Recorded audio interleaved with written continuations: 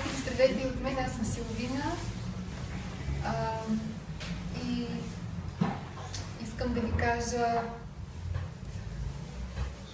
да споделя така впечатлението ми за това как наистина времето и пространството сякаш вече изчезва, поне за нас е така. Някакси толкова бързо се настройваме от едно в друго събитие. Сега идваме от Лондон, там се случиха прекрасни неща. Там имаше един човек, който жената, която ни представи, каза, ето главният виновник за това да сме тук е Георги Изборски, Силвина. И всъщност моята забележка, ако мога така да кажа, към това нещо беше, че всъщност главният виновник да се събираме и да се срещаме е светлата сила. А ние сме просто нейните посланици, проводници. И така започнахме по този начин и ми се иска и днес да започнем по този начин с една песен благодарствена към Твореца. Защото това е истинската причина. Като започнах за времето, във времената, които живеем, наистина са толкова интензивни. Имам чувството, че всичко, което сме били някога в други животи, се проявява сега. И то в такава скорост. Различни наши аспекти се проявяват, хора, които сме срещали, всичко се събира в едно и е просто невероятно това усещане. Живеем в, може би, най-силните времена, които е имало на Земята и това е една отговорност, една радост и най-хубавото е, че наистина успяваме да се срещаме и да обменим впечатления, мисли и разбира се, най-ценното за мен в тези срещи е тази енергия на любов, която се излъчва и която се режда и променя. Ще започна с един псалом и ще дам думата на Георги, а по-късно аз, може би, ако има време, ще говоря за новата медицина, вибрационната медицина, защото това е нещо, което на мен ми е много интересно и вярвам, че чрез гласа на Георги, когато говори, а и когато аз пея, се работи наистина с една специална честота, една вибрация, вибрацията на любовта. И мога да говоря за това така около половица. Аз ще видим какво време ще имаме. Утре също ще бъдем така доста голяма част от времето заедно, което е нещо ново за Хасково. Ще имаме повече време. Може би на Хасковския народни бани да отидем и който иска ще се присъедини. Има приятели, които са дошли чак от София специално, нали, за да можем да споделим това нещо заедно.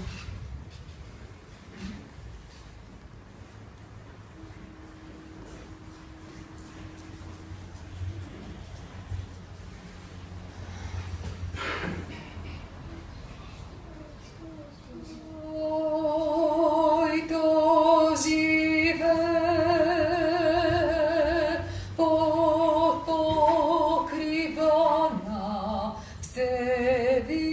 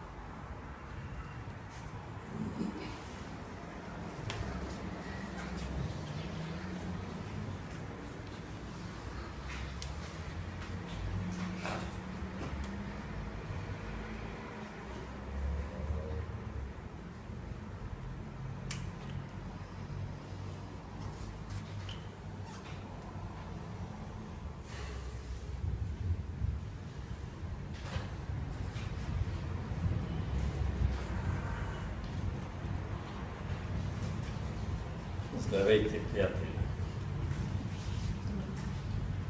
Това е изключителен псалом 91, който директно може да изпрати нашата душа, нашето съзнание в ангелските светове. Затова е музика, затова е песента. На земята ние си говорим, ангелите си говорят с песен, а боговете с мълчание, казвал съм го неведнъж. Искам най-напред да благодарим на Всевишния и Всемогъщия, на светлата сила или вселенския разум, Бог или Аллах, както и ще да го наречем, за това, че ни е събрал. Тук имаме възможност да общуваме от сърце и душа, видимо и невидимо. Господи, благодарим Ти за това и ще Те помолим да благословиш и осветиш този чудесен град и региона. Тези чудесни жители, да благословиш и осветиш цялата наша страна България и народи. Да благословиш и осветиш земното кълбо и човечеството и да даруваш на всеки здраве, мъдрост, вяра, надежда и любов. Благодарим Ти, Господи. Защото знаем, че всичко е от Него, за Него и чрез Него. И аз лично съм се убедил, че без Бога нищо не е ставало, не става и няма да става. Дали ние го създаваме или не, няма значение. Важното, че то е точно така.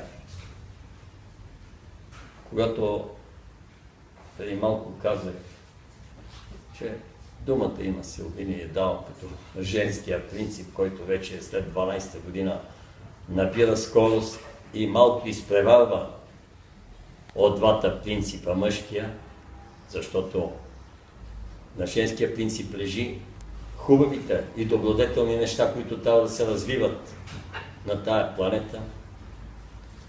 Аз се досетих за думата дума, за думата слово, за думата мисъл. Не напразно често споменават Украйна и на Украйна парламента се казва държавната дума. Думата идва от две неща. Има две части. Д и ум. И накрая А. Ще го разтълкувам от старосанскритски. Дъто е единствено на български език. Голямото Д е побито с две колчета в земята, което показва усилие и трудност, а малкото, което е написано надолу, показва половината е на земята, половината е в гъстата материя и учителя Бейн Садоно си е позволил. Вие не знаете кой е написал първото Д с опашчицата нагоре. С това е олекотил съдбата на българския народ поне с 10%. Само защото е измъкнал Дъто от гъстата материя малкото и го е качил горе. Д. Това е долу. Гъстата материя. Значи думата е звук, думата е формула, думата е функция на нашето земно човешко съзнание. Затова казваме дума. Дъто е вкарано в гъстата материя, а нашия ум е придаден. Това, което изразява ума чрез думата. Словото е по-висша форма. Словото вече е ангелско изразяване. Ето защо имаме С, Л, О, В и О. А е винаги светлина на космически език. Ото е винаги колектив. Ото е събиране, прекрасно нещо, цялото изразява хармония. Не най-висшата хармония, но достатъчно добра хармония. Затова и Ото е 15-та дума в българската азбука и седи по средата. Предната част със задната част. Обединява. Обединява, обвива. Прекрасно. Слово, Съто, означава светлина. Светлината и свободата на Бога. Лъто означава любов. Светлината и свободата ще ни заведат до любовта. Ото означава да работим за колектива. Със слово, т.е. с мисъл. Въто, което е третата буква в азбуката, но фактически е втора. Ато е светлина, азбуката започва от Б. Б е Бог. А, Б, В. В е всичкото.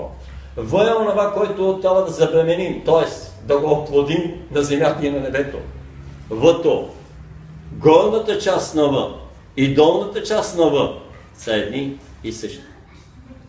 Като в ръкописното В на български език, Въто горната част е по-голямо, защото духът трябва да бъде малко по-голям, една и от 1 см. От материалната част долното В. Докато Въто, което е печатно си е равно горе и долу. Въто означава да направим такава временност, която да е полезна. И на небето, и на земята. Всичко да е пълно. С-Л-О-В и пак имаме накрая, затваряме нещата в колектива, в хармония. Това не го бях предвидил. Това чисто и просто ми идва в главата и ви го говоря като ум. Но няма къде да го чуете и няма кой да ви го каже. Не знам къде е написано. Но положително някъде е написано и знам, че учителя Бейн Садоно тълкува не само цифрите. Има такава дебела книга и тя е като нумерологията, но тълкува и прекрасната българска азбука Защото кирилицата, а старата е напълно божествена глаголицата и човек ако потъне в нея, тя е море, тя е океан. Има да вади от нея знания, сведения, факти и така нататък. Всеки един знак е специален. И къде е спуснат? Ами тук е спуснат. Аджива, защо е спуснат? Защото е спуснат в рая. Къде е бил рая? Казвал съм го 1000 пъти, ще го кажа за 1000 пъти. Рай е тук. И дъното на Черното море, разбира се, което, както казват великите пророци, отново ще излезе отгоре. Казвал съм го, че Черно море няма остров, защото е един хубав, прекрасен, изкуствен язовир, направен обаче от самого Бога.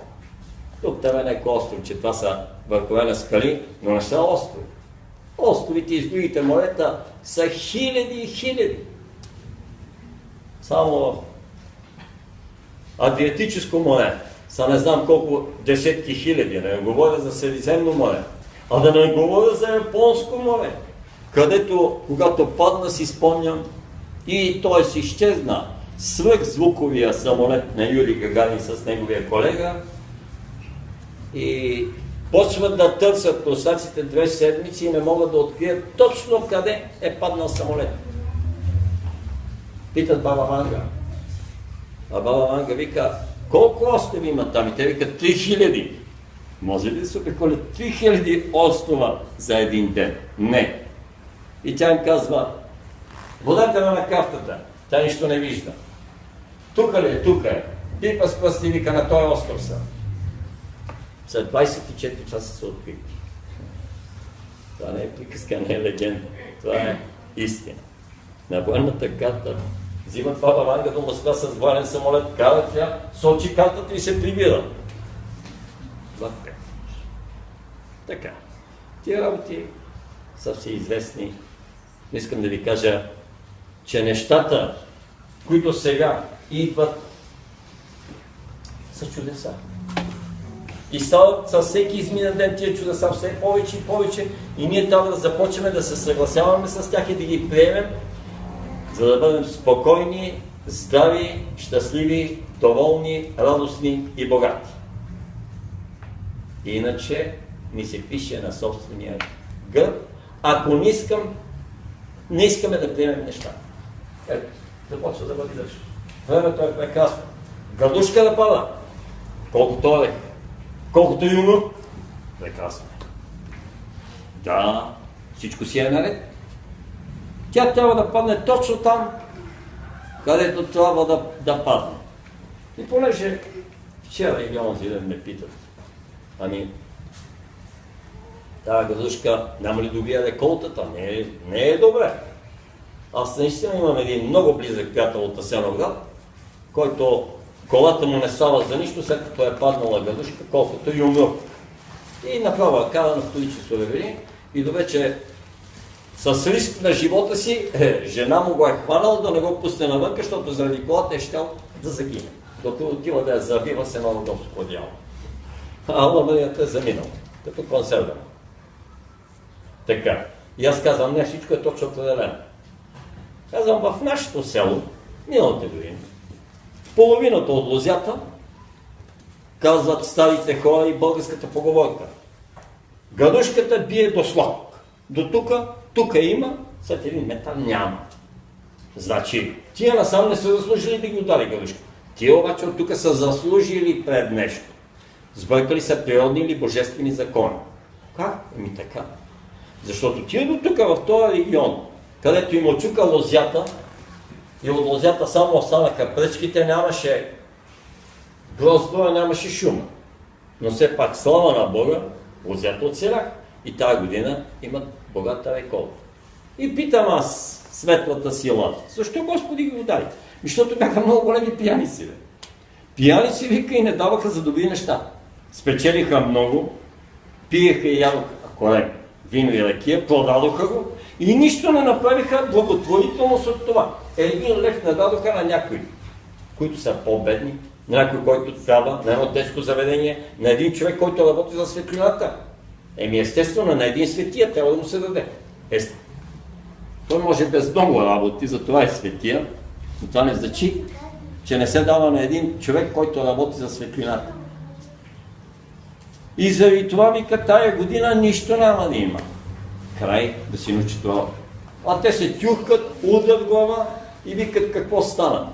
Приемаш факта, светията съм казал го приема за 3 секунди, съвършено го приема за 3 минути, нормалният просветен обаче за 3 часа ще се потюхка, нали, още по-пробудения, но не просветения, пие една студена вода и ще каже, това е. На другия ден трябва да си забравя.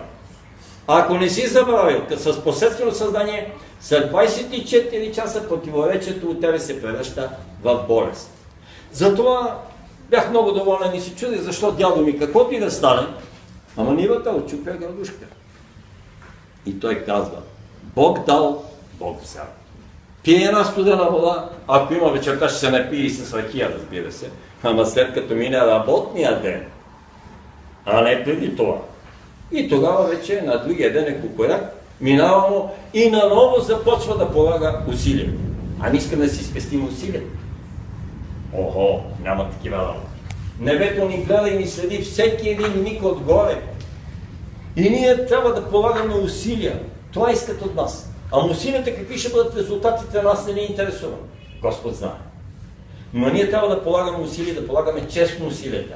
А не да имаме користолюбиви мисли и намерения. Защото небето гледа мотива отзад какъв е. Да, аз мога да насея една нива и пък едно лозе и викам, 10 декара лозе по 1 тон, 10 тона. 10 тона грозде, дава 5-600, значи 5-6 тона вино, 1-2 тона ракия, продавам ги. Какво продавам? Сега ще продавам наркотик. Обаче, ако съм с обикновено съзнание, Господ ви казва, момчето лека спечели, лека пие. Но аз ако съм пробудена душа, как ще продавам на тия хора? Продължавам да им продавам месо. Примерно, имам ферма за птици или за животни и да се колят тия неща. А фактически аз се водя, че съм духовен човек. Ами не може. Аз трябва да спра да се занимавам с това. Това е убийство. Трябва да спра да им дам спиртни напитки, това е наркотик. Все едно да им дам наркотици. Все едно да произвеждам лъжи. Значи, човек достига до някакво ниво, и аз наистина имам познати, които са започнали да се отказват от техния бизнес точно поради тази причина. Идва при мен един и се пъче си вика, май, аз не вървя по добрия път. Защо? Викам бе Пешко. Нещо небето почва да медита като футболна топка. Та болест, она болест. И аз вика почах, чуди се за какво. И най-сетне установих. Вика. Имам язовир. Зарибявам го 2 години. Той го е взел там по талент. Излагам за Никола на нивата и андала. Абе, вика, това е хубава традиция на Свети Никола Риба. Ама Свети Никола може да го почетеш и с хлебици, и с силенци, и с домат. Казваш му, Свети Никола, понеже аз съм по-голем светия от тебе и не искам да убивам нищо, включително и риба, сега може ли да те почета с силенци и с домат? Свети Никола вика, да бе, синко, най-сетне ти обра главата, че не трябва не само да се убиваш животните, ами и риби. И наистина, той е мой приятел, разбира се, в който си пием кафето, спря да се занимава с това и всичко тръгна. Имаше едно детенце, 7-8 годишен един юнак, беше от една неизлечима болест и само след една година болестта мина и вика, не знам, водихме го насам натам, вече няма уж неизлечима болестта, не знам някаква средиземноморска болест. Вика, лекарите сами се очудват. Така. Защото, викам, ти вършиш Божията воля. Отказа се, без да те е страх, ще ви кажа още един абсолютно истински пример, без да те е страх, викам, какво ще стане. Ти чисто и просто се отказа, смело, рискуваш, ама дали ще останеш гладен или не, важното е си чист пред Господа, бе, пред кого? През комшията си чист, през жена си, пред баба си, пред дядо си, пред тъста, пред вуйчо си, пред калеко си. За какво да си чист пред тях? Пред обществото. Ама тя ще кажа, Иван откачи, пешо не е нормален. То остави този бизнес да лавера тонове, риба и край. Да, ама за него вече е добре и за всички негови близки е добре. Идва при мене една млада и хубава жена на 38 години. Сяда до мене, Филия Вита беше, вика, аз наистина не съм добре, аз съм болна от рак на костната система. Викам, виждам, почерняла. Викам, искам да ми разкажеш, но ако ти не ми кажеш истина, ти не разкажеш, аз ще те разкажа истина. Самата от тебе. Викам, но аз искам да чуя твоите уста, защото аз я знам. Само като те погледна, те прочитам. Така ли? Ми викам, сега Господ ми е дал една способност, една дарба. На всички може би ще даде и то няма начин да не даде, рано или късно. Но викам, сега за сега ми е дал един месец по-рано или една година. Разказвай. Тя почва да разказва. Аз си живея с мъжа, добре, имаме едно дете и така нататък. Викам, слушай, това е всичко хубаво. Кажи ни, какво работите? Ние имаме едно магазинче. Хубаво. Прекрасно магазинчето. Така. Какво продава магазинчето? Алкохол и цигари. Не казвам нищо. Викам, искам нещо да те попитам.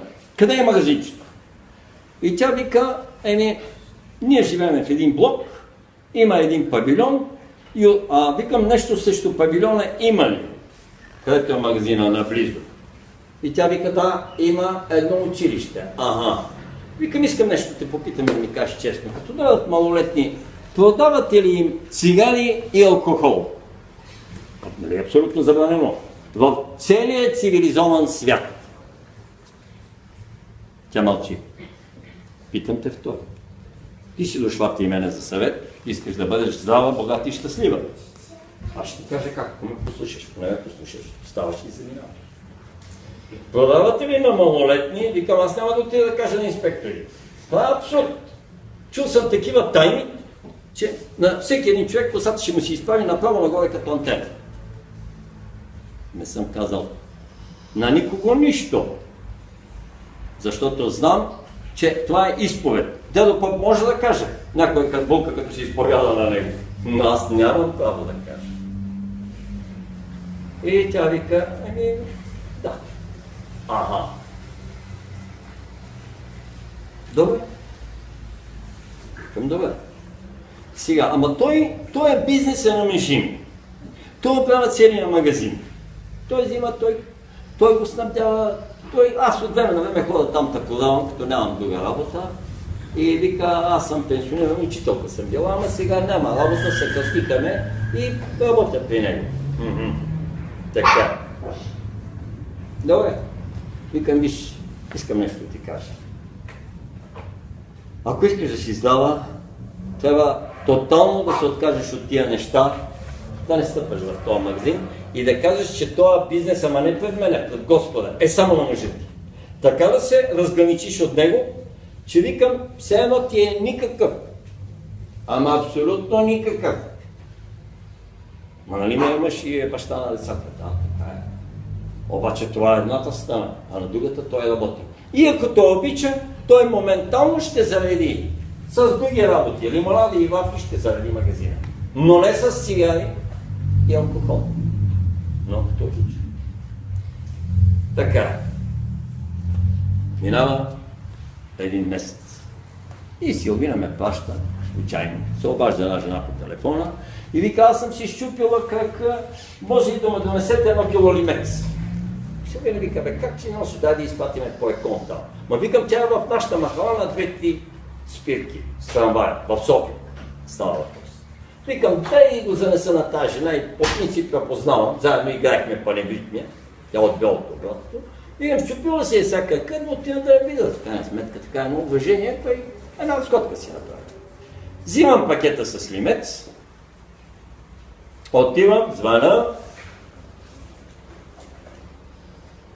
Тя изпраща един, отваря ме отдолу, качвам се при нея, ходи с един стол, така се подпира, викам, какво тя на кръчето, на кое кръче, викам, слушай, че ти учителя ще разбереш защо си изчупила тестия как или левия как.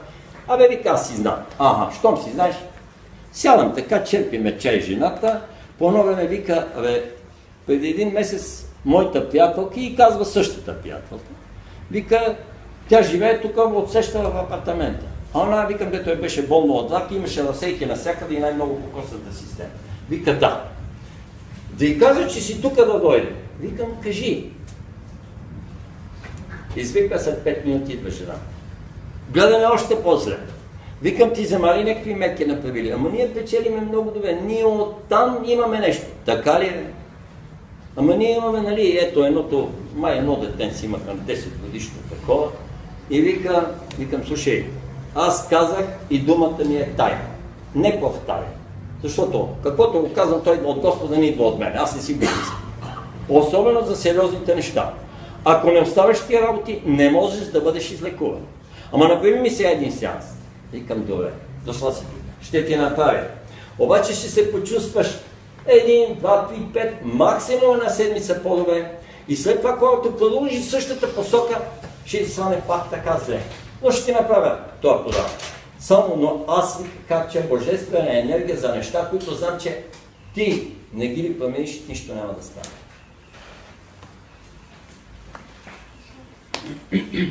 Така, след 6 месеца виждам вече излекувана с крака на нашата позната и я питам какво стана с тази млада жена. Вика, отиде си. Отиде си преди месец. Ясно защо си.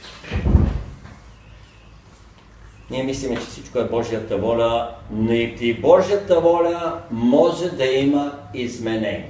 Казал съм го. Датата на раждането ни е запечатана до милимонда, дето вика децата до йота. Дата на раждане трябва да се лиш тогава. Ама такива били звездите, онакива били звездите. Господ знае. Той го е наредил. Ама ние чакахме като един наш приятел. Ама детето трябва да се роди на 6 януари, то се роди на 29 декември. Вика, миналата година се роди, нали? Той чака да бъде първото, последното дете за предишната година или първото за тая година. Да, ама то се родило 10 дена по-рано. Викам, добре дошло, бе, Господ знае кога как да се роди. Дали вечерта в 6 или сутринта в 6 часа. Защо му определяш ти? Кой си ти и докторите кои са? Докторите са медицински сестри на Господа. Казал съм го там на един завеждащ отделение, заедно си пиеме кафето и като му казах, доктор, ти си медицинска сестра, той толкова подскочи. Той е голям специалист, хирург. Викам, как ти му виждаш, Георги? Ти нормален ли си? Викам, слушай, аз още не съм се доизказал. Ти си медицинска сестра на Господа. Така може. Така се съгласи. Иначе съкъм да се съгласи. И пак казвам, отиде си, хората си отиват от невежество. Датата, която е определена да напуснем този хубав свят, е плаваща с изключение за Божиите синове и дъщери, които са командировка на земя. И на тях е плаваща. И на тях може да дължи, както лично на мен Господ му дължи командировката на земята. Лично. Аз си знаех датата. Как може?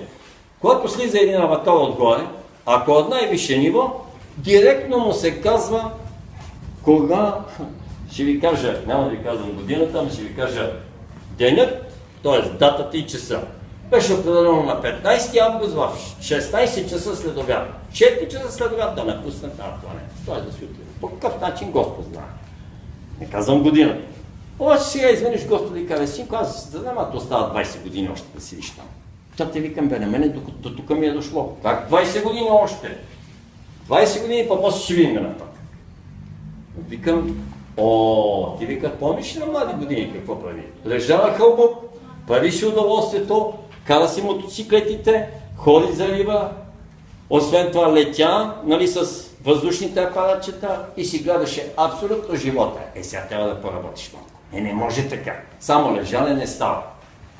И сега глава не може човек да дигне, непрекъснато Силвина знае как ни върти на високи обороти живот.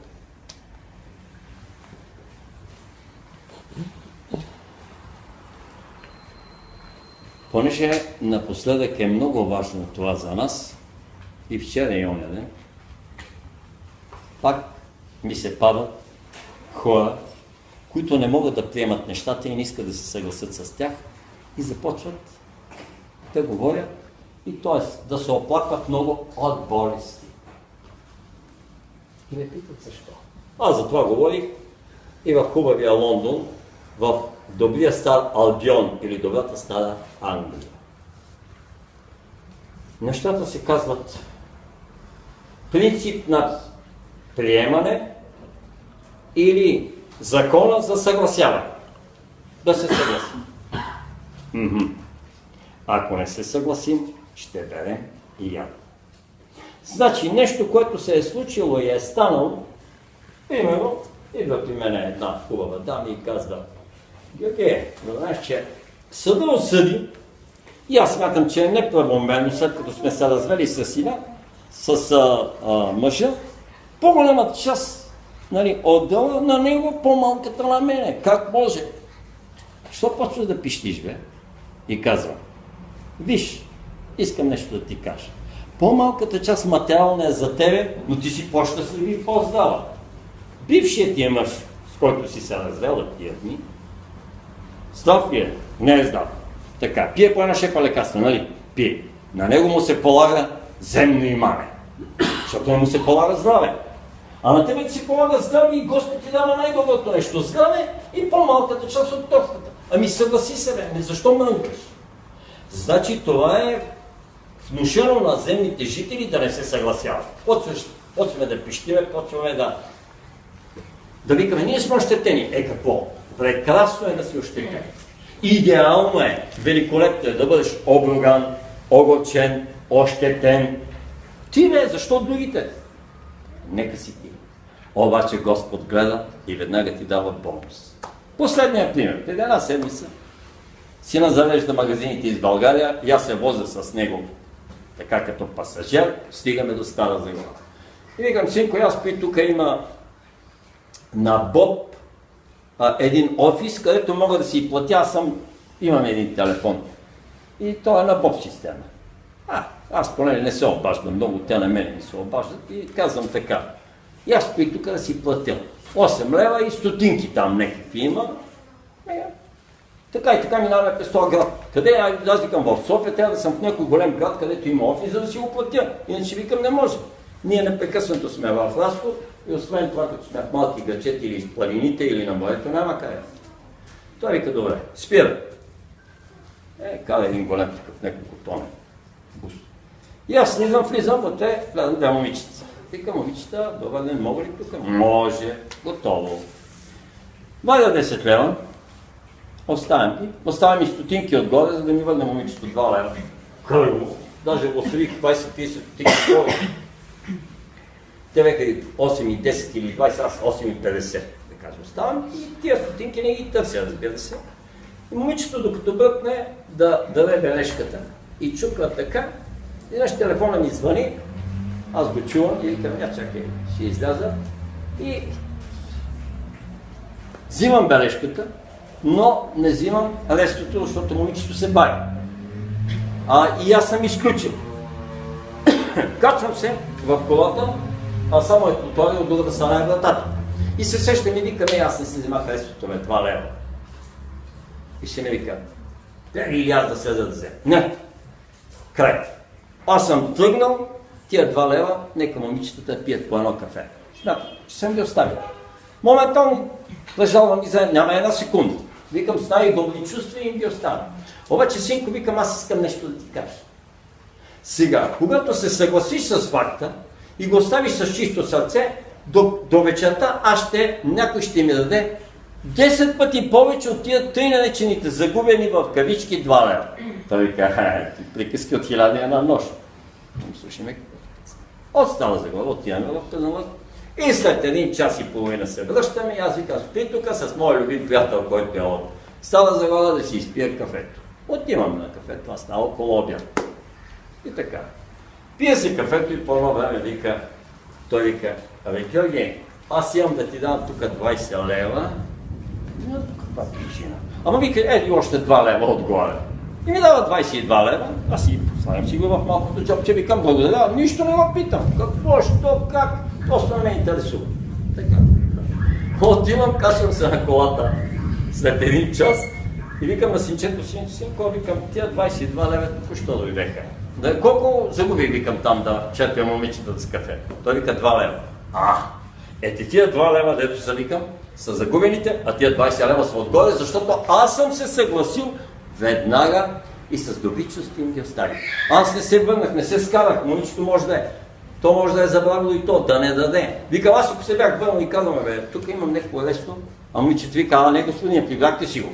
И почва една разправи. Аз викам, не, нищо не съм прибрал. Тя вика, бе, кнап не. И вой. Леле, ангелите моментално, понеже като чуват крамола и суматоха и караници, светлите ангели бягат веднага минимум на 150-200 метра, някой пъти на километър. И тогава на тяхно место идват не толкова светлите астални същества, които се хранят от крамолите, караниците, ядовете, гърмешите. Значи една пиратка като гърне, плъсват се светлите ангели, тъмните идват и викат, ей, тук има нещо пиршество, ядене, вече не знам какво бе, дай да се нахраним ние. Тихата, прекрасната музика храни ангелите, те идват тук, затова ни е добре. Адът е в една дискотека. Бил съм там. Не искам да кажа само какво се вижда и миризмата, която излиза, ако имате развито обоняние на ангелите. Ако нямате, нищо няма да усетите. И слава на Бога, че е дал само 5-6 такива сензорни усета на човека Господ. Ако наистина може да видим за какво става въпрос, а ние ще започнем да виждаме в другото измерение, а пък да не говоря, ако започнем да усещаме и ароматите, ще разберем за какво става въпрос. Че една лоша дума, ако кажа ужас, градското сметище мирише по-добре от думата, в момента аз я разказах. Тя излезе от мене като един тъмен облак, който е тъмно сив, почти черен, едно кълбо и замина нагоре, но го разсеях. Ако знаете каква миризма излиза от него, няма дума. Вие мислите, че е така. Цвета се вижда. Нали? По цвят, по звук, по аромат и по ред други работи. Всичко около нас е така. Освен това има вибрация, има номер, има слово. Всичко това ще започнем. Който не го вижда, ще започне да го вижда, да го усеща, да го чувства. Ама дали след 2 или след 20 години, и аз не знам. Каквато е Божия воля. Сега, мисля, Силвина ще каже някои неща, а аз като, защото вече после ще дадем така почивка и след почивката ще може да ми задавате въпроси и после ще видим един лечебно-здарителен сеанс ще направим, хубав. Но искам да кажа, тя ще говори за биорезонансната медицина, биорезонансната диагностика и така нататък. Аз ще кажа тая страна, която тя може да спомене, може да не спомене, тя ще говори доста подробно. Всеки един от нас е 82% вода или те наречената водна плазма. Така е. Когато аз говоря, словото структурира нашата текст. И оттам преминава в подсъзнанието като мисъл, която след това се превръща в дело. В общи линии, ако ние сме отворена система, това слово може да ни оздрави, а може и да ни стане по-зле, но за момента само. Значи пак започва един оздравителен процес. Защото аз напоследък, преди това съм забелязал, когато някой почва да се излекува, 2-3 дена е много зле след сеанса. И винаги съм го казвал на близките му. Разберете ме, 24 часа или 1 или 3 дена ще е много зле или 5, след това изведнъж ще оздравее. Но човек трябва да издържи точно това време. Силно имаш думата и словото го имаш. Да, и песента имаш. Пък песен, аз не говорих за песента. Да, и аз благодаря.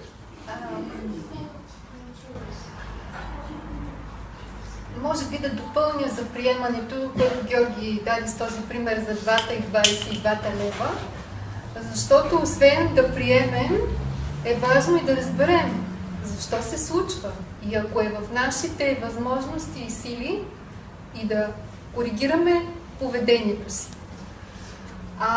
И ще дам пример за това с Англия, защото наистина преди дни бяхме там. И наблюдавах тя наистина, Лондон наистина е тотално завладян от емигрантите и там властва една абсолютна ксенофобия. Знаете, сега на евроизборите дори такава ксенофобска националистическа партия спечели в Англия. Т.е. там настроението наистина е много, много в тая посока. И просто това ми изникна, като Георги говореше за приемането. Значи, англичаните не само, че не приемат, но те и не разбират защо им се случва това. И като зададох въпрос, защо се случва наистина това, се сетих, че Англия е била най-голямата колониална сила. Тя се е стремяла да завладее целия свят, нали? И сега това просто се връща. По силата на махалото, на резонанса, на кармата, както ще го наречем, всички тия чужденци, които някога са били потиснати от тази велика страна, сега са се върнали там и по някакъв начин им явно ги дразнят англичани. Те не само, че не приемат, а точно обратното, всъщност са настроени много анти, а пък камо ли да го разберат всъщност, защо се случва точно на тая страна точно това. То, разбира се, това е една глобална тенденция, не е само за Англия, но там много така контрастно се усеща това нещо. За вибрационната медицина, това е нещо ново, което наистина така ми се иска да споделя, защото наскоро тая тема, всъщност аз отдавна така се занимавам с това нещо, но наскоро то се разгърна в широта, да го кажем така. Ще започна с една приказка, която се нарича Песента на душата. И става въпрос за едно африканско племе. Може би я знаете, тя в интернет имаше. Беше във Фейсбук, така и аз се бях публикувала в мой профил. Просто много ми хареса, ще разкажа за една минута. Значи в това африканско племе, жената преди да зачене, отива сред природата, на едно дърво, и стои там, докато не чуе песента на душата на своето дете, което предстои да зачене. Когато е бременна, тя постоянно пее тази песен. Когато роди, и тя, и хората, които са около нея, пеят песента. Когато този нов човек на тяхното общество сгреши, след като се е родил, направи някаква погрешка, тогава те се събират в кръг и не му се карат, не го порицават, а просто му изпяват песента на душата. И тогава той си спомня кой е, защо е и се връща към своята същност, към своето истинско призвание, предназначение. Това е много вдъхновяваща история. Разбира се, явно древните народи са познавали силата на словото, с което и Георги започна. И се радвам, че така започна, за да се покрият нещата с това, което аз говоря. Преди около месец в София наш приятел каза, знаете ли, попаднах на едно нещо, което се нарича биорезонансна диагностика. Това е много популярно, компютърна диагностика. Отиваш, правят ти цялостен чек на тялото, откриват какво има, какво няма, по всички там показатели и така нататък. И има много софтуери, много страни, фирми са разработили подобно нещо. Обаче уникалното там при тези хора, че те лекуват с вода. И всъщност откриват честотата, т.е. медицината вече е открила честотата, на която вибрира всеки един вирус. Т.е. този софтуер, това нещо го има зададено, тази честота се знае. И когато, да кажем, открият някакъв патоген в тялото, някаква бактерия, вирус, каквото и да било, те просто по принципа на хомеопатията, подобно с подобно, структурират водата на същата тая честота, така че в рамките на месец-два нещата се променят коренно в организма и в телата, защото то, знаете, хомеопатията, нали, действа на всички нива, не само на физическото тяло. И така всъщност ние бяхме там с Георги. Оказа се, лекарите, тези двама лекари бяха в шок, казаха, това е най-здравият човек, който сме виждали. Просто това е невероятно, нали, на тая възраст, не можеха да повярват и така нататък. За мен казаха, о, веган. Те веганите си личат, има нещо в погледа по-особено и са много здрави хора. И така, наскоро наш приятел Първомай кръщава детенцето си. Това същото, дето се роди малко по-рано и ние някак си съпътстваме живота на тази душа от първия и ден. И бяхме на едно кръщане в манастира Свети Атанасий на Чирпан. И там Георги има един познат в това село, който отиде и да посети. И се оказа, че този човек се занимава точно с вибрационна медицина. И даде едно такова лище, което преди години него го запалило и той започнал своите изследвания, експерименти. Негови експерименти се състоят в това, че той работи в читалището на селото и постоянно пуска музика. Аз поне не я чух тая музика, може би точно тогава не е звучала, но той се опитва по този начин да работи с хората там, като това е някаква специална музика, предполагам. Той е изследвал нещата на някаква честота специална, не знам. Но така се позаинтересувахме за какво става дума и се оказа наистина, че медицината доста е напреднала. Това дето го гледаме във филми, като мисля, че беше филма "Да бъде светлина" или нещо подобно. Имаше една история, дето човека след като се заминава в ангелския свят, попада в нещо като болница и буквално човекът, който го лекуваше, просто поддържа чашата известно време в ръцете си, даде му да пие и излекува тялото и душата му по този начин. Между другото, Георги също лекува. Той изобщо, нали, някакси това ми е по-така в страни от занимания. Той просто няма и време ни си за това, но на доста хора вече дава такава вода и наблюдаваме така чудеса в кавички. И това е медицината на бъдещето. Наистина, оказва се, че медицината, съвременната, т.е. има, нали, учени, които се занимават с това нещо, в две посоки откриват честотите. Едната е по тембъра на гласа на всеки един човек. Откриват неговата уникална честота, препратка към музиката на душата, приказката, която разказах. Тоест, във всеки един човек вибрира на една уникална честота. Всички клетки в него вибрират на тая честота. И ако това може да се открие, тогава на практика няма нещо нелечимо. Има така описани доста случаи на хора, които са се излекували по този метод. Другите учени пък работят на базата на атомното тегло на елементите. Да кажем, имаше пример с един човек, който е отровен от цинк. Те измерват честотата на цинка и му дават вода, заредена на тая честота, и буквално пред очите на лекарите този човек е бил развалина. За много време, нали, той се вдига и се възстановява. Само косата му става червена.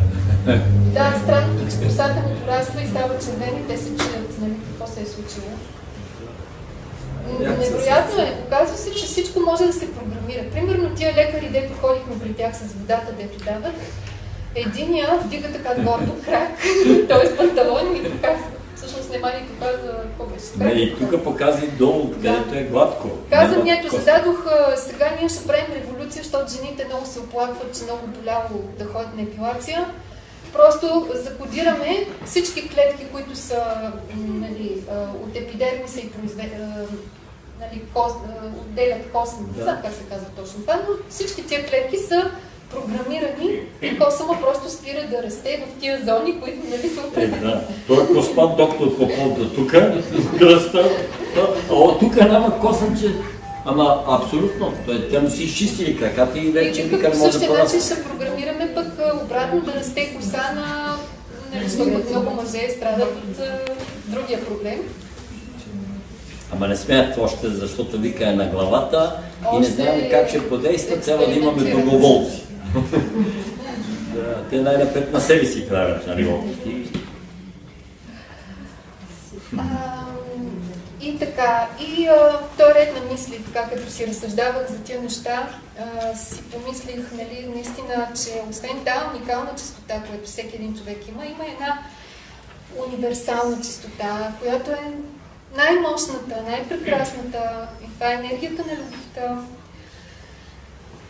И когато се настроим на нея, наскоро, всъщност сега в Англия пак, имаше един градинар, се запознахме, българин, там работи като градинар. Каза, моите растения, понеже нали, ние градинарстваме в центъра, който създаваме, отглеждаме растения, аз му казвам, ние по биодинамично, пермакултура, еко, био и така нататък. Пръскаме с разни билки, хомеопатични, набах и какво ли още не. И той казва, аз нищо не пръскам. Казвам, как така? Аз растенията просто ги обичам. Постоянно съм сред тях, обичам ги и те растат и трябва да видите ли моята градина, нали, как изглежда и как са нещата. И така, мен това за гласа много ме вдъхнови, нали, което работят по тембъра на гласа на всеки един човек. Значи оказва се, че човек, ако работи с гласа си, с музиката, с пеенето, учителя е казал, пейте, дори да си мислите, че е фалшиво. Това е нещо, което просто трябва човек да го развие. Може да стигне до тази негова уникална чистота. Тя е там така или иначе, но просто е в наченки. А още по-прекрасно е, ако силата на гласа се свърже с силата на сърцето, тогава се стига пък до тази уникална, т.е. универсална вибрация на любовта. Вярвам, че нали, Бог ми е дал тази дарба последните години, която се проявява, това нещо да се случва, както и вярвам, че много хора идват на беседите. Не толкова, аз самата го изпитах. Когато чух за първи път Георги, аз просто изключих. Нищо не чувах. Говореше интересни неща, но аз просто попивах вибрацията. Стана ми благо, сърцето ми се стопли спокойно. Това беше нещото, което ме грабна. И вярвам, че и на сеанса, който ще направим след малко, нали, пак тази енергия ще ни завладее, така че това е, което искам да споделя така накратко, да не вземам дълго време. Но понеже са много пресни размишления и неща, които дойдоха до нас, мисля, че беше ценно да го споделя.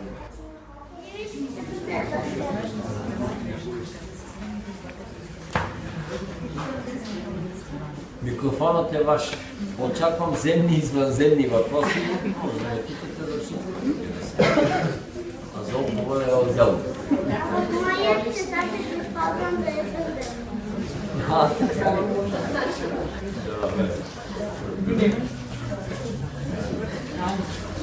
Аз искам да попитам нещо. Съм читател на татуировки. Нищо, кажи го, да го чуят всички. По принцип, да, какво е мнението, положително или отрицателно за татуировки?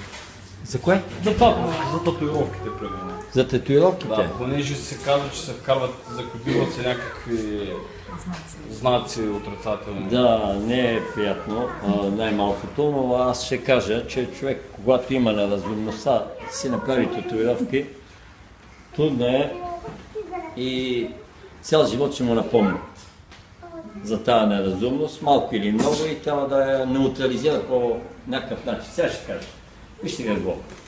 Господ е дал абсолютно чисто да ни е тялото, раждаме се, всичко да ни е наред. Така. Тая маса, сега ще ви кажа нещо. Ако дръпна всичките бутилки, двете бутилки и двете чаши, остава едно голо поле. Взимам двата предмета, които имат формата на шишета, и ги слагам тук. Взимам двете чаши, които имат формата на чаши на съдове, и ги слагам там. Моментално на това поле се явяват нови електромагнитни знаци, символи, които са, и те, понеже всяко едно, което е произведено, дали е произведено от човек или от Бога или от природата, има електромагнитно поле, точно е казано електромагнитно торсионно поле, което се казва квантово поле. Или ще казваме светлинно поле. Хайде, да го наречем. Някои са по-тъмни, някои са по-светли, нали? Но това има светлинно поле, Това има светлинно поле, да кажа, на 20 см наоколо. Това е на 20 см наоколо. Чашата има на 10 см и тя има на 10. Говоря символично, но съм прав. Така, тия 4 енергийни полета, светлини, моментално изменят на тая маса, има на 1 метър, свое поле. Обаче като и бутнем тия работи на нея, нейното поле, с което тя си е свикнала и си е добре, изведнъж започва да се променя. Тя започва да вибрират на една честота, тия на една честота и тя трябва да започва да се съобразява. Значи на масата, голямото квантово поле, трябва да се съобрази с малките квантови полета и да постигат някакво равновесие, някакъв баланс, някакъв синхрон. Така. Масата е за това да се слагат много работи и тя да ги неутрализира, т.е. да постигне консенсус, съгласие с тия работи. Същото е с всичко абсолютно в природата. Всичко абсолютно. Говорим неща, които не знам дали са написани някъде, просто не ме интересуват. Аз знам, аз съм учил някъде и тия работи са ми казани. Мога да преместя камък, който мога да го вдигна, 20 кг, 50, ако съм някакъв 100 кг камък и го преместя. Но ако не мога да вдигна камъка, нямам право да го вдигам сам. Правим един колектив от 10 човека, решаваме този камък дали тя се махне, отивам, питам началника, именно това е в парка, огромен камък, да го преместиме на 10 метра, като скулптура, не знам като какво. Тогава колективното решение го взима, връзваме го и го преместваме. Но лично аз нямам право да се занимавам с този камък, защото са го поместили по-големи сили от мене, са го наместили там. Това са природните, божествени, ангелски сили и аз нямам право да им се бъркам, ако съм светия, да. Само светията какво ще каже? Ще потупа камък и ще каже, моето момче я от тук се премести там и той се премести сам. Затова е светия. Но понеже не съм, не мога да го дигам. Мога да дигна камък, колко мога да го дигна. Камъче такова, мести го. Камъче там, мести го тук. Защо? Защото точно това става. Ние какво? Ние се бъркаме в природата, която си е нагласила нещата. Значи тя се е направила своето квантово светлинно поле, точно жмиграда, идеално да е. И този камък там си пулсира, тя си е свикнала с него, всичко е наред. Местиме го и какво правиме? Един дисбаланс. Всичко останало трябва да започне да се съобразява и този дисбаланс почва да дава недобри неща на природа. Заради това стават катаклизмите в света, затова стават прекрасните цунами, земетресения, наводнения, вулкани, пожари от човешкото съзнание. Копаеме, дълбаеме, без да знаем за какво става въпрос. Изкарваме много полени да изкопаем и викаме, и дай да забогатеме. Не става. И природата почва да ни връща. И си чудим откъде е. От нашия код. Същото е с татуировките, което е нещо лесно и просто.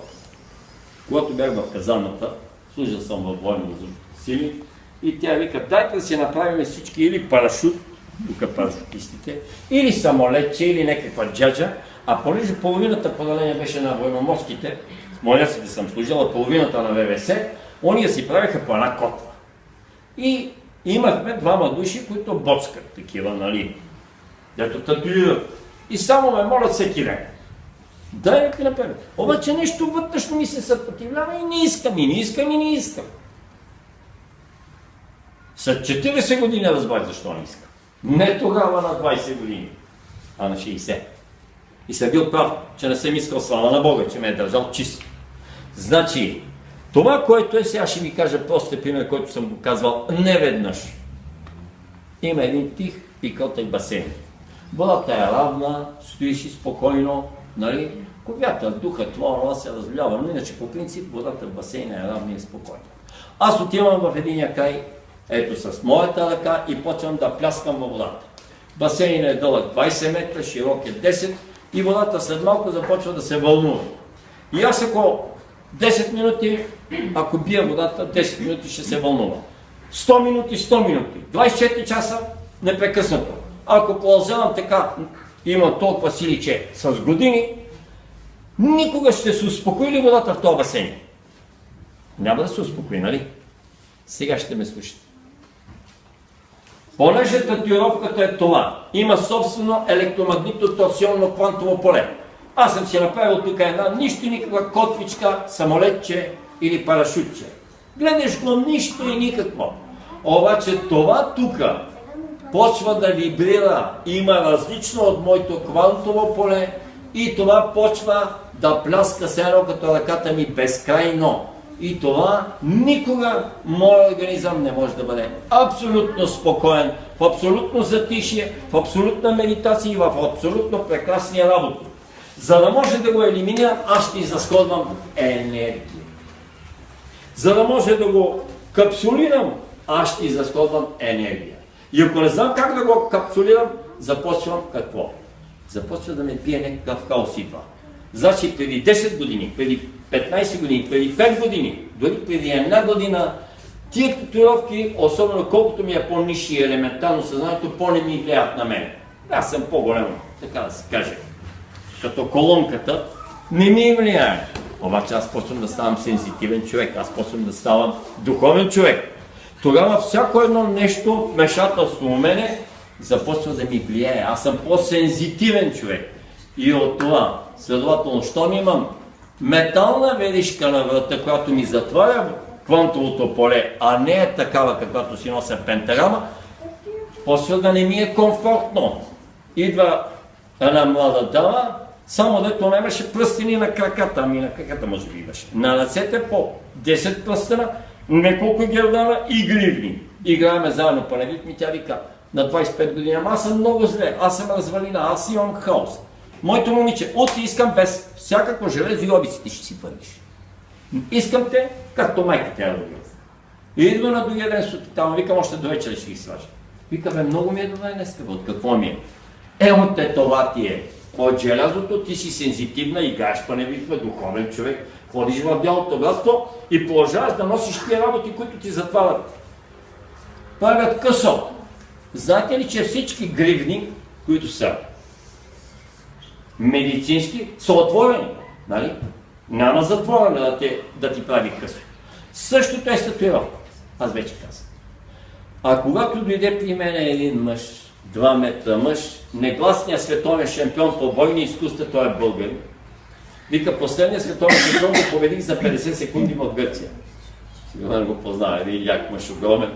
Вика, моето момче, хубаво, маса, як си, да, ма не материята, а командва съзнанието, а къла.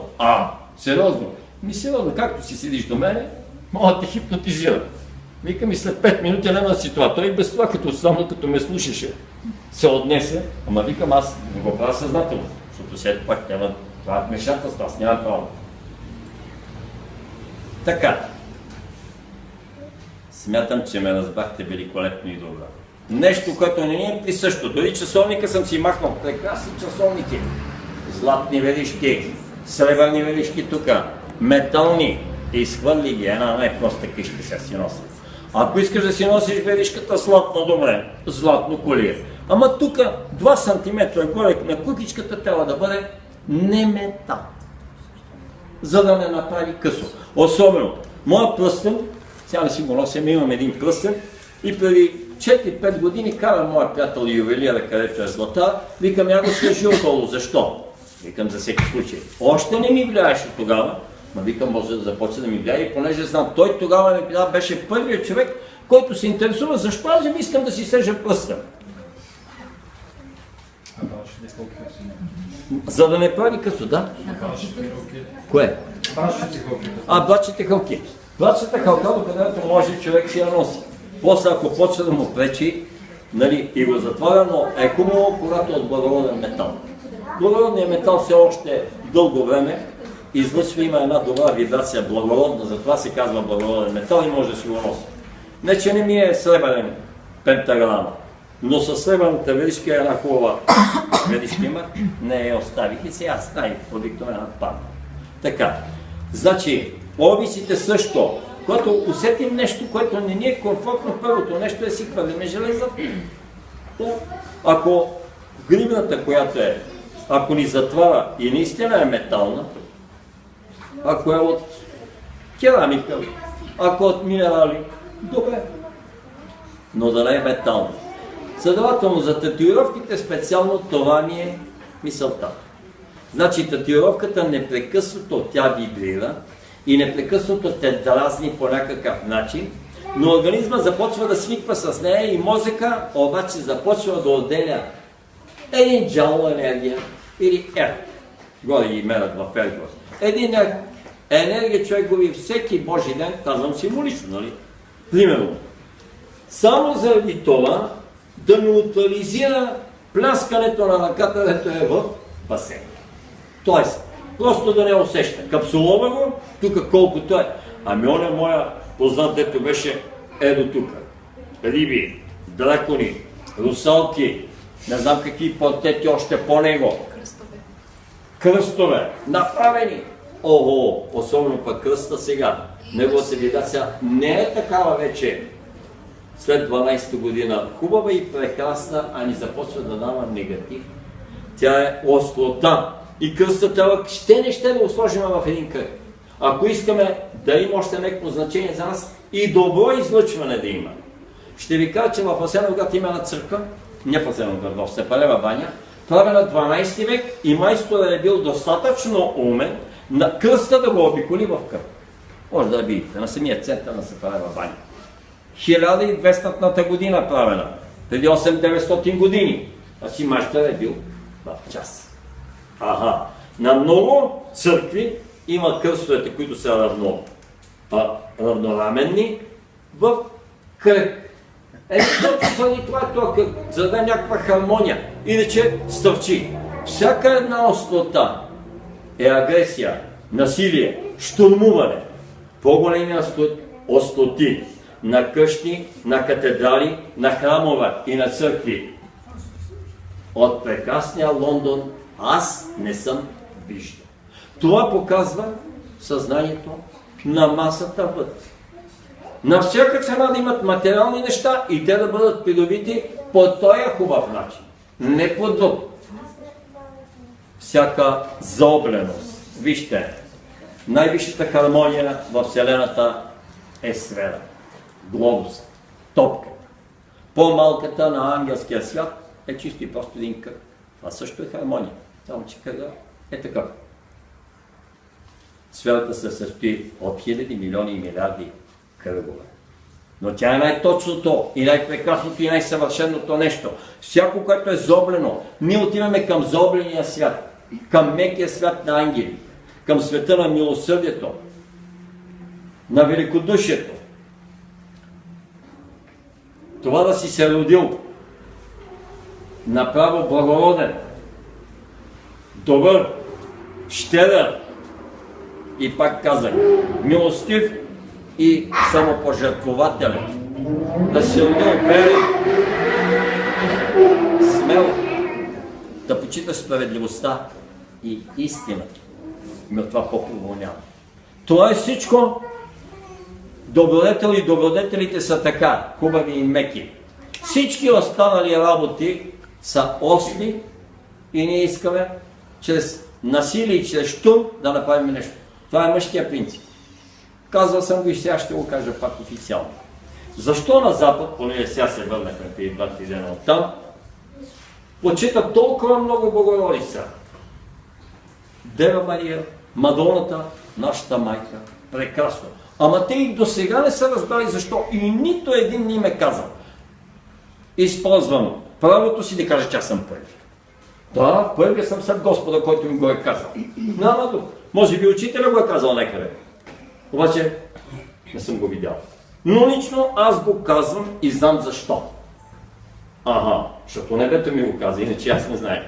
Честно казвам, нали? Трябва да бъдем в крайна сметка почтени. Не, че сам съм се досетил.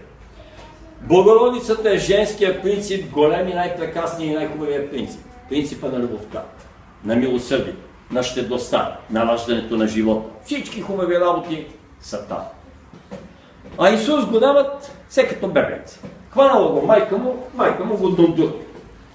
Да, нашия Господ. То не ми се съди, защото разбира от шега. Разбира се, така. Какво иска да се каже на западняците? Момчета и момичета. Синове и дъщери мои, казва Господ.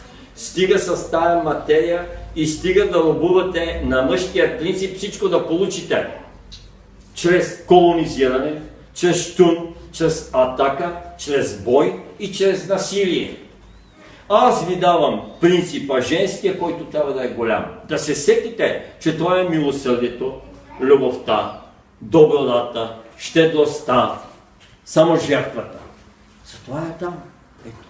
Майка ни в тялото. А мъжкият принцип трябва да го намалите, колкото аз съм намален. Бебец. Забравяте, че има мъжки принцип. Няма го както е бебето тихо, кротко и мило, така трябва да бъдат и вие. А при нас тук насам, мъжкият принцип си е мъжки принцип. Защо? Защото добродетелите са развити и тая духовност хиляди пъти повече развита, отколкото там.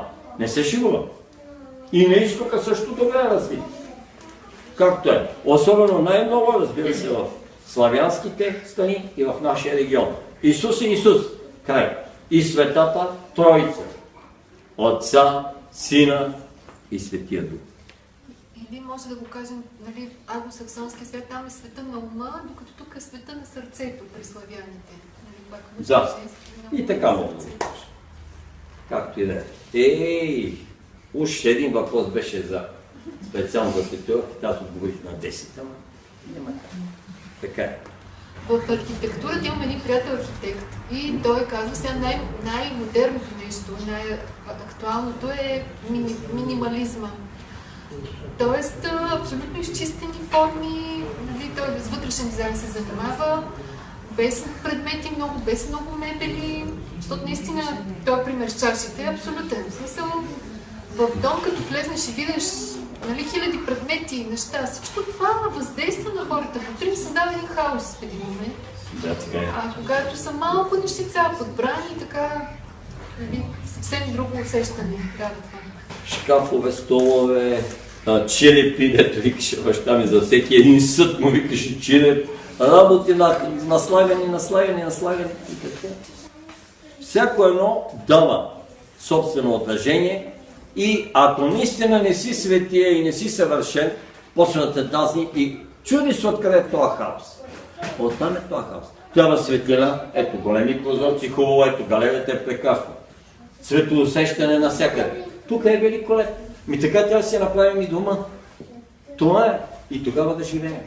А не в старите малки прозорчета, дето отивам в Русия, бях в Коми и отивам в едно руско село, което е на завоя на река Мезен.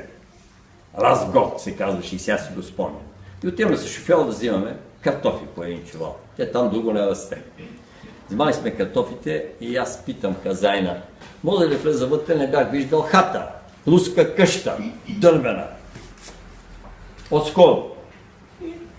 Влиза аз като влезах вътре, един абсолютен полумрак, едни такива малки прозорчета, една зинена печка по средата, но вече беше лято, не се палеше, и една маса дървена скована, 2-3 стола и един нар във ъгъла. Живи да ги оплачеш, ама живи нищо. Те ток нямат от това си. Цивилизация. И един чувал картофи за 5 рубли, една бутилка водка беше тогава. Ние вземахме 2 чувала, давахме 10.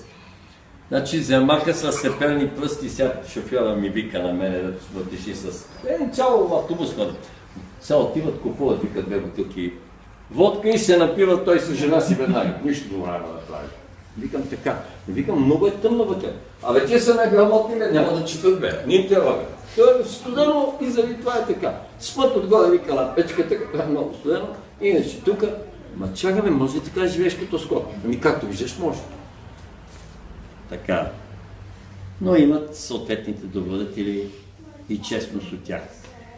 Няма нищо да открадне, няма да дигне, къщите са отворени и така нататък. Има си.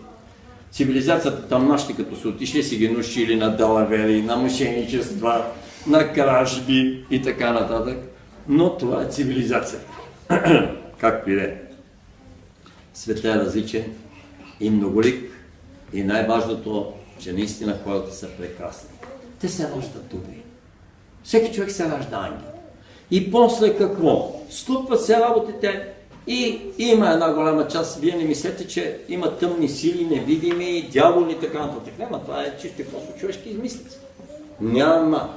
Баба Ванга казва, нищо на мен от духове не ме е страх. Мен ме е страх от жив човек. Той може да влезе вътре и да ме пребие. Значи, истинските дяволи са между нас. Те са в човешки тела. Това да го знаете. И измислят такива, много са способни в тъмната страна да измислят. Иначе няма как тъмна сила. Няма тъмни сили. Няма зло. Това е всичко човешка направа, човешка нагласа и човешки измислици. А това, че има разни енергийни намеси, това излиза точно от тия хора. Няма от друга откъде да дойдат. Тия хора имат специално квантово поле, което е, и излъчват тая лошотия. Дали е насочена? Някой път е насочена. И това се казва уж магия. Няма бяла и черна магия. Всичко е излъчване. Ако аз излъчвам любов, грешка няма. Но ако не излъчвам любов, оля, който е отворена система, това си все пак си зависи от нас, защото един свети, един съвършен, един чист, честен и праведен човек не до сега е. Не до сега е. Каквото и да правя срещу него, нищо не може, няма да го заболи носа, хрема да получи или да го хване някакъв вирус. Тоест грип. Но грипа е какво е? Хвърчат едни хубави бактерии из въздуха, едни вируси, и когато аз направя едно лошо действие на физическото тяло, не нахраня кучето или гладитна, или кажа нещо лоша дума, отваря се моята аура и хубавите вируси влизат и ме лови грип. Мене 30-40 години грип не ме е лови. И не стига. Не, казвам, Силви не стига. А до мене пил съм от една и съща чаша, човек 42 градуса температура и му тече. Носа и викам, от тази чаша ли пи? Я викам сега да поема 2-3 милиона хубави бактерии, бацили, нали, те са такива последен модел грип вътре. Викам, аз да пина, да видим, и утре ще дойда да видя дали ще ме хвали, няма да ме хвали. Викам, ако ме хваля, значи предизвиквам Господа, ама ако не ме хваля, това не е шега.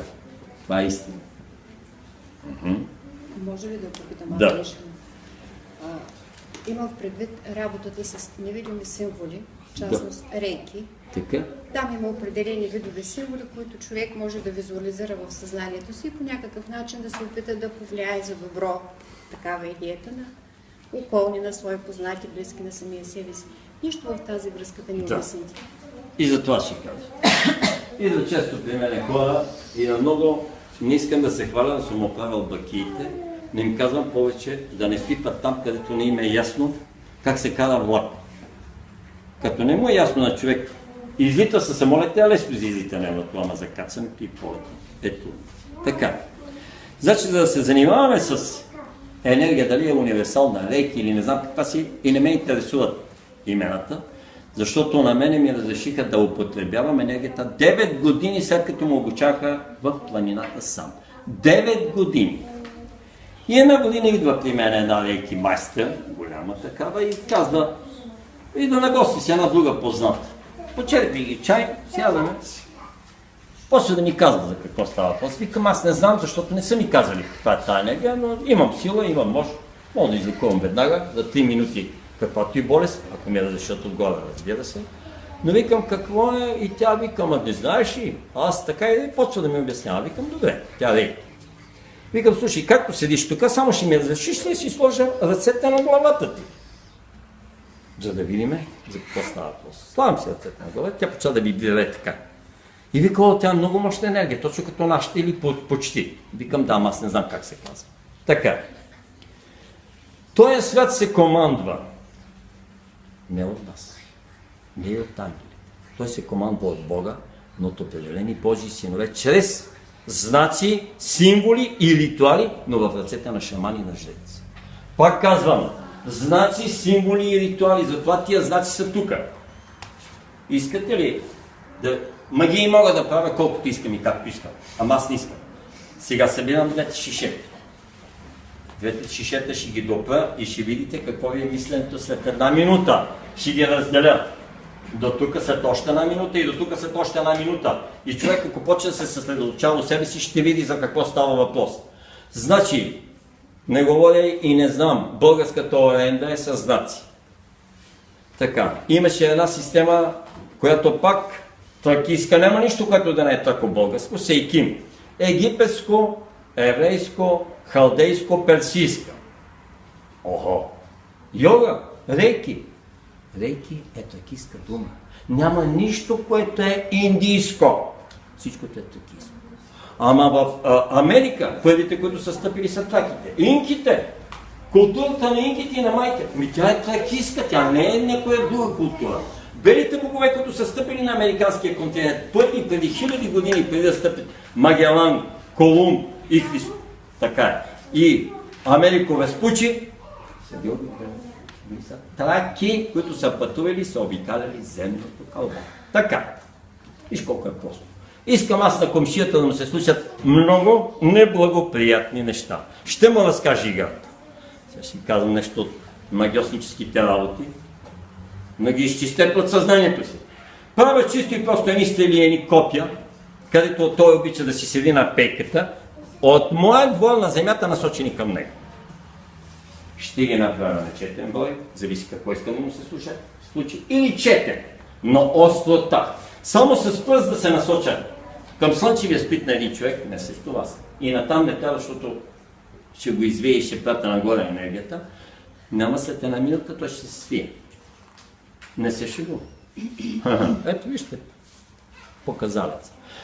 Значи, за да имаме символи и знаци, те командват света. Когато имаме, това е глаголицата. Ако знаеш да боравиш с глаголицата, ставаш магиос.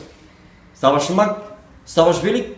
Обаче да знаеш в какъв смисъл да не ощетяваш нито една душа и да не работиш против природата, против Бога, против птиченцето, против червя и против мравката. Ами, трябва да си съвършени светия. Иначе няма начин да не сбъркаш нещо. Ама просто няма начин. И така. Един източен гуру казва така. Аз да дам рейки мастерство на някого.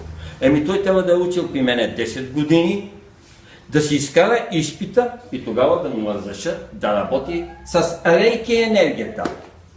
Какво става? Прекрасно е. Не коля никого и не го укорявам, че за 2 седмици отивам и ви дават първа степен.